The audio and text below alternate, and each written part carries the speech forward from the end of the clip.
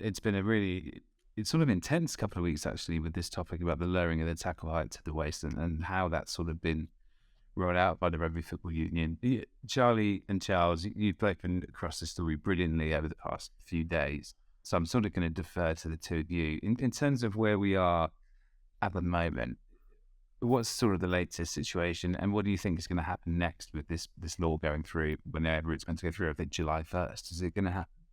July 1st, yeah. I think it's going to happen. I think it's full steam ahead despite how it's being rolled out. If we have a little bit of a really brief timeline, so in December, we actually broke the story at the Telegraph that it was kind of going to happen, and I think because that was the other side of Christmas, it maybe didn't either cause a stir, or when it was announced a month later, it would, and how it was announced. I think there was consternation, a lot of backlash among the community game. Amateur players furious that they haven't been consulted, coaches too.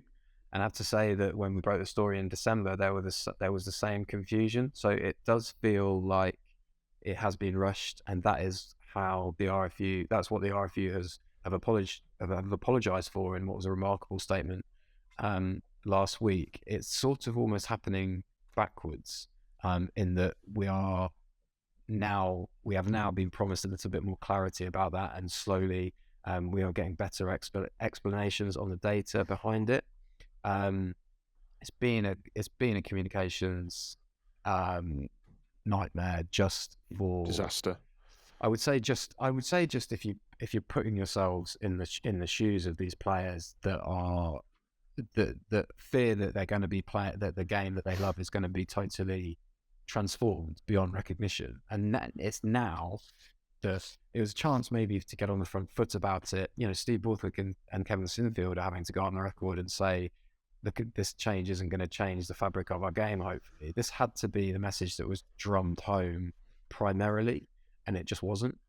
One thing that's confusing me about it still, despite having watched excellent kind of explanations from the likes of Ross Tucker and things like that, is a couple of things. One, I think it's going to be the navel height, despite one of the problems with the communication being that it was the waist height, and worries about hips and things like that.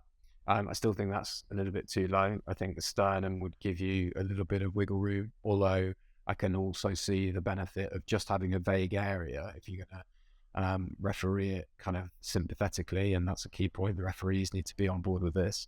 Another thing is that the French trial is being kind of cited as a real parallel and a real inspiration for why this is being rolled out in England. But there are a couple of really big differences in how it was rolled out in France. First of all, French rugby had the focal point, if you can call it that, of 4 deaths in the community game within a year between 2018 and 2019. English rugby hasn't had that, so maybe it's been more difficult to relate and to see this as a definite resolution. And the other really important thing, which I think, Charles, you feel strongly about, is that this is coming in the men's game from the third tier of community rugby, the third tier of rugby, so National 1. Whereas in France, this was Fédéral 3, which is the 6th tier, which is a lot lower and where you would get a real distinction between grassroots rugby and professional, and because where it's coming in is a semi-professional sort of grey area, and that is potentially going to be more difficult to drive change in. Yeah, I mean, if you're applying this law into the national level 3 in English rugby, so National 1 below, then National 1 as a standard is closer to the Premiership than it is to level 9. And the RFU are in, which is level 9 being the sort of lowest rank of men's community rugby in England. And the RFU are in a real muddle with this. It's been how ironic that they've employed a head coach of the national team who is famed for bringing clarity to his messaging, when there has been absolutely none of that whatsoever from the RFU with regard to this new tackle height. And Ollie Brown, writing in the Telegraph, our chief sports writer, summed it up as well as anyone can when he was saying, how how fitting it is that the RFU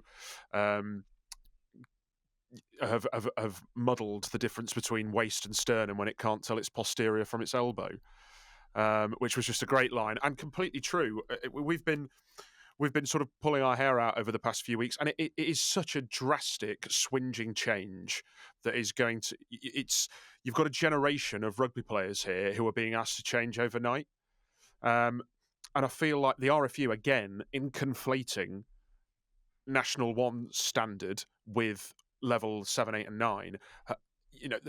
They're grouping them all together, and that's where they've lost all the nuance here. National 1 has the coaching and the commitment of the players, whereby this might work. Okay, there are problems with players on loan and players playing up relegated and promotional teams. So there's even that issue to get involved in. But fundamentally, it might work at that level. But for level 7, 8, and 9, these are guys who train once a week at best. They turn up on Saturday to play with their mates. For the social aspect as much as the exercise and as much for a love of the game. They are not going to have the time, nor frankly the inclination to completely change the habit of the way that they've been playing the game for the past 15 years. What might have been more sensible would be to introduce this at sort of under 17s and below, to have a full generational switch with the current youth players. So from when they first start playing contact rugby to under 17s, to have a generational switch of have the sternum or the navel as the tackle height, as the legal tackle height, and then slowly filter that upwards into men's rugby, into under 18s rugby, as this new generation of youth rugby players get older. That would surely have been a far less drastic in terms of if you want to reduce the tackle height. They have to do something. Yes, of course, we all know they have to do something, but this is chaos at the minute. It has been chaos, and it's going to be chaos. And so there's a balance. On one side, you've got the necessity of doing something, and on the other side, they've got this sort of desire. Well, not desire. This need to avoid chaos, and they haven't done that. There is surely a middle ground whereby they can make the requisite changes that they need to while not alienating a massive proportion of their playing base. And that it just seems like it hasn't been thought through. The PowerPoint that we've seen, that was the evidential PowerPoint that was presented to council members, after which the council members were asked to vote, is... I'm not saying that the results and the evidence that is in it are spurious, but there is not enough information in that for such a drastic, definitive decision to be made off the back of it. For such a literally a game-changing decision to be made off the back of it. It required much more thought, much more research, much more investigation, and much more presentation. And that simply wasn't there. And now it's chaos. I think Charles, I think you're spot on there. I think whether you agree with it or not, and I think most people will acknowledge the game has to be safer. The rollout of it has certainly been botched. It just feels like a bit of a botched job, sort of looking at it from the outside. Charles, you were at London Irish yesterday, and you asked Les Kiss sort of about it and his take, and he's the man who sort of was a bit of a pioneer of the choke tackle, which was so popular, which obviously involves you going slightly higher than the waist. Let's hear now what he makes of the RFU's decision. I think for the first thing I'd like to say about the choke tackle, it was never ever a collision tackle. It was an absorption tackle. You absorb the pressure and then you get under the ball, so it was never a high collision. I think most of the collisions are when you can't control speed on speed and shooters out of the line and those things. So I understand the choke tackle has you high, but it was never a collision tackle. It was always an absorption tackle. Absorb in, under the ball, everyone gets in, twist it, change the momentum of that area, and then you get a scrum.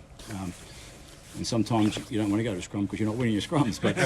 But important to understand that we have to try and manage that height. We have to. In the RFU and World Rugby are trying to look at ways to do that. Player safety is paramount. That's absolutely certain in terms of where I come from. I guess we've got to look at the whole process, that everyone across rugby in the world can have consistency about what they're seeing. And I guess the biggest point I'd make on it is that in a game, there's probably 4 or 5 that are not looked at. We only focus on the ones that the referee goes to or the TMO looks at. And some of those other 4 or 5 are probably not in the data. I'm not sure if they are. But there are incidents that happen, there's head knocks that are accidental, but are they all logged in as part of the data and there's no injury? So I trust that all the data they've got is exactly what they're saying. There is evidence to prove this. I don't think we're going to stop this. And I mean, a smart organisation, rolls with that and make sure you get in front of where the game's going to be in 5 years. His talking about the choke tackle and absorbing is really interesting, because absorbing is the word that's been used a lot bandied around when it comes to pick and goes. And that's sort of the one thing about this law change, which I think I really need to see in practice to understand, because if you're going to be introducing a waste tackle law, and pick and goes are going to be sort of allowed because you're going to be absorbing a tackler. And then that bit really sort of fascinates me. Sorry, Charlie, you had a point there.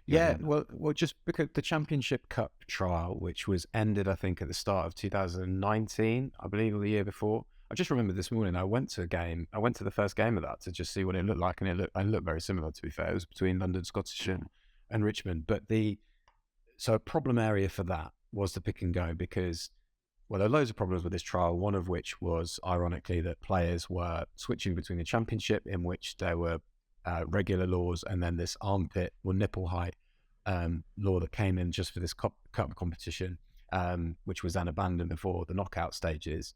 The pick and go was a problem area because it was this area that tacklers were seen to be sort of unnaturally going low against carriers who were stooping because they were close to the line and hoping to get over the line.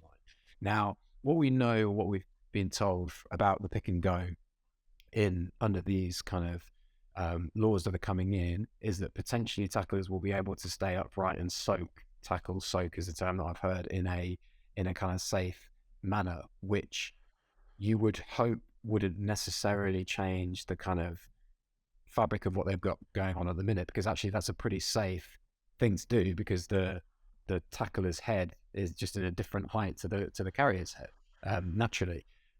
But I can feel Charles desperate to get in here. What this kind of is bubbling.